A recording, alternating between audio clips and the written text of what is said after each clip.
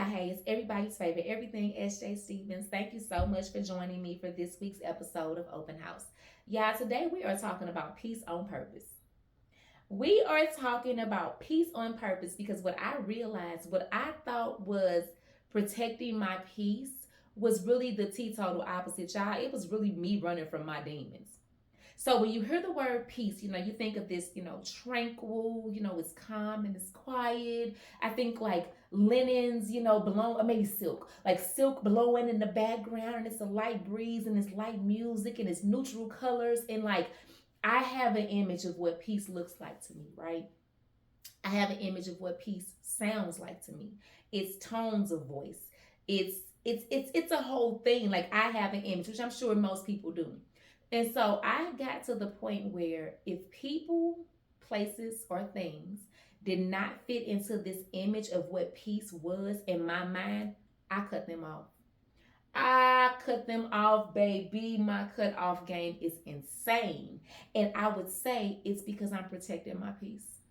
I was always on the defense. I was always almost like looking for a reason to end the situation. Oh, she too loud. That's not peaceful. I don't do that no more. I'm never talking to her again. Or, oh, she got so much chaos in her life and that's not peaceful. So I don't want that in my life. So I'm never talking to her again. With men in relationships, oh, he doesn't do this. I got to protect my peace. So I'm not even going to deal with that because I don't like it. And y'all, what I really realized was that me being like that, again, for one, it did not bring peace. If anything, it brought self-inflicted isolation. Because by the time I finished, and again, I am speaking of my last few years here in Charlotte. Again, St. Louis is home. I can step foot in St. Louis and call 50 people in a time it's had. Like I have people in St. Louis.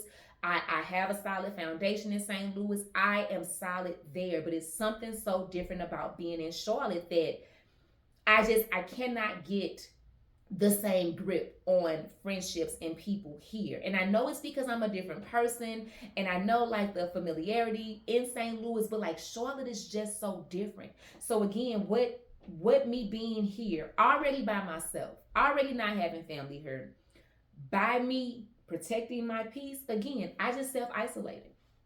Last year was the hardest year of my entire life. And I literally cut off more than 75% of the people that I knew here. And I mean, and I'm be clear, let me also say this. Some of them I should have cut off. Some of them I never should have entertained. Some of them never deserved to even know my real name. So I'm not blaming them. I'm not even blaming me. I am standing firmly on some of the people that I cut off had no business anyway. But there are also people that could have been exactly what I needed to aid my peace. I just couldn't see it. I was in defense mode. And again, it just left me lonely. And what happens when you're lonely? When you self-isolate, now you're thinking about everything. Now you're replaying the scenarios and the situations and you're replaying all of this stuff in your mind. That's nothing but chaos. That's the teetotal opposite of peace. So I cut the people off to get the peace and then sent myself down a chaotic rabbit hole because I was by myself and I didn't have anything else to do. You see how the two doesn't work? The two don't work. Like what it looks like to me now, what protecting my peace looks like now is me setting healthy boundaries. Like you still can't come over here and do no anything. Anybody that knows me know I don't play with nobody but my kids. Like you can't say no anything to me. It behooves you to try to do anything to me. Like I've never been her, and it literally like God is in me, and God also told me not to let y'all play with me. So yeah, I can't. However, there needs to be a healthy boundary. And I think that for me, establishing healthy boundaries, like there are still deal breakers and there are still non-negotiables, but it's more about let me get to know a person and let me get to understand a person to like then establish boundaries with them. Like, so one thing I used, and I'll give an example. I'm trying to think of how to like explain this. So like I used to hate talking on the phone. Do not call my phone. If you call my phone, in fact, I'm gonna make a Facebook post, an Instagram post. I'm gonna go on Threads. I hate talking on the phone, or I used to. So people would call me and I would be offended. People would call me and it would be like, oh, I'm not calling them back. I'm not even talking to them no more. How dare you violate my space by not texting me? How dare you call my phone? Yeah, this is my literal mentality. When in actuality, there are some people that when they are forming friendships and relationships, or even to maintain them, they need that contact. They need to hear your voice. Everything cannot be said over voice memo or over text message. I wasn't giving those people an opportunity to be who they were. I was so worried about what was comfortable to me that I literally was making somebody else uncomfortable. I called people my friends whose needs I was not willing to meet because it was not comfortable for me. That used to be a boundary for me. Do not call me. How ridiculous is that? For me to tell somebody whose love language is they want to talk. Some people need that. How do I say I love you and I'm not willing to be flexible on something that you need because it's not something that I want? Like, I am learning that boundaries are not one size fit all. There are certain boundaries that just literally don't apply to people. And like, if it's not something that is like harming me or like gonna send me to prison, I need to learn to allow people to be how they are. Now, if I just really can't deal with it, then that's a whole different conversation. But to come in out the gate with like a set of rules for people to just be in my space or be around me, that's not me creating a healthy boundary. That's not me protecting my peace. That's literally me being a weirdo.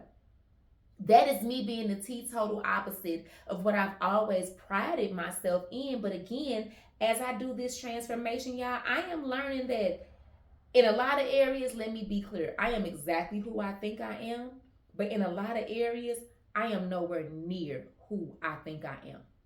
I am far more chaotic and problematic than I have ever been willing to admit. And I can only say it now because, again, a lot of this for me, I mean, again, y'all get to just see it play out, in real time. But a lot of this is just so beneficial for me because I am documenting my journey from like what I thought was and what I thought should have been to now what I know it should be. Protecting my peace is not cutting people off. Protecting my peace is being grown enough and mature enough to have the conversation. Why did you do that? Why did you feel that was necessary? You hurt me. You offended me. You whatever. Peace is being able to have the conversation. And now if after the conversation is had, the friendship ends, the relationship ends, that's perfectly fine. But peace is having the conversation for me now because that's the only way that I get the lesson. If I don't get the lesson, then again, I'm going to just keep repeating the same thing with the new people that come into my life because I meet people. I don't want to say I'm a people person because no, I'm not. Because I can isolate, but I'll say when I'm in the mode, when I am in the mode, I can meet people. I have a really infectious personality. My laugh is everything. Like, we gonna kick it. I'm gonna pray for you. I can be people-y. But if I do not change how I approach people, how I approach friendships, how I approach relationships, nothing's ever gonna last. Like, nothing's ever going to stick. And again, it's not their fault. It's absolutely my fault because I feel like it's some form of defense mechanism. I've not figured out what I'm protecting myself from yet, but it's some form of defense. It's some form of, if I create this strict boundary and I say it's me protecting my peace, it's like, if I cut you off before you hurt me, then I'm never hurt. If I see something, and be clear, I'm not saying like avoid the red flags. I'm not saying, again, everybody is just not meant to go where you're going. I know all of those things. But like, it's almost like, y'all, I was like prepping to cut people off. Like, oh, okay. She did what? Oh, okay, cool. Like, I was prepared in advance. So when like the shoe like kind of dropped gently on the floor, the cutoff was ready because I was already ready to cut them off. And it was like, again, Shamara, you say you want community. You say one of the biggest things that you miss about Charlotte is that you do not have your St. Louis community. I said a million times over, if I could take my Cincinnati and my St. Louis people and bring them to my environment in Charlotte, I would be the happiest girl in the world. When in actuality, if I just stop being so Shamara all the time, and like literally just let God work and like let down these walls and let down this immense need to protect myself from, I don't even know what, y'all. Again, I'm working on that part. But if I can release this controlled piece of me, I can build the same community here. Like it's the same people. Like it's me, y'all. It's absolutely me. Again, me protecting my peace previously was really just me throwing up walls. It was giving myself a pass to really be a crappy person. To like cut people off with no regard for their feelings. To put people in boxes that they never asked to be in because I call myself protecting me. Whole time I'm hurting people. Whole time I'm ruining relationships that God probably sent me, all because I was so worried about me. Evaluate what peace means in your life. What does it look like? What does it sound like? Is protecting your peace really for the sake of protecting your peace? Because listen, there are people like in my own family that I will never talk to again. I pray for them, I love them, but every time I get close to them, chaos breaks out. That's different. If that is your situation, I am not encouraging, recommending, or even suggesting that you rekindle anything with them, because again, it's blood. I mean, same blood. I will never, unless God himself says, Shamara, you must. There are absolutely other people who deserve more grace than I've ever given. There are other people who deserve things that I selfishly took away from them because I was only worried about myself. So y'all, evaluate peace. Evaluate your boundaries. Evaluate the people in your life and just make sure that you are showing up how they need you to. Yes, your peace is important, but what God instructs us to do is to be a friend.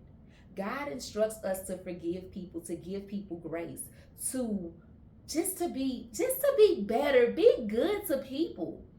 And I just realized, y'all, I literally was out here talking about protecting my peace. Whole time I was out here a demon. Whole time I was out here terrorizing people emotionally and not even realizing it. So y'all, like, don't be me. Be better than me. Don't be me. Yeah.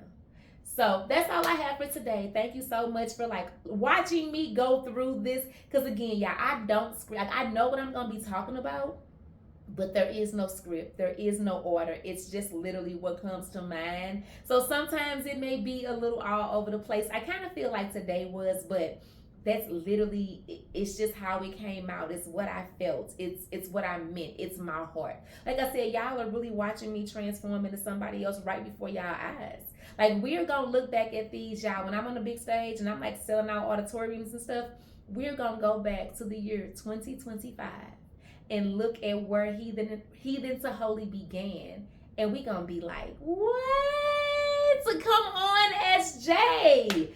So yeah, y'all. So thank you so much for joining. Make sure that you join me on Friday for Flip the Word, my baby. And I keep saying it because y'all, who would have thunk little ghetto girl would be somewhere talking about a scripture? Like, crazy. But join me this Friday at 2 p.m. for Flip the Word. I thank you guys so much for all of your support, for the likes, the shares, for subscribing. Please share this video with somebody else, somebody that it'll help. Have an amazing rest of your evening. Mwah.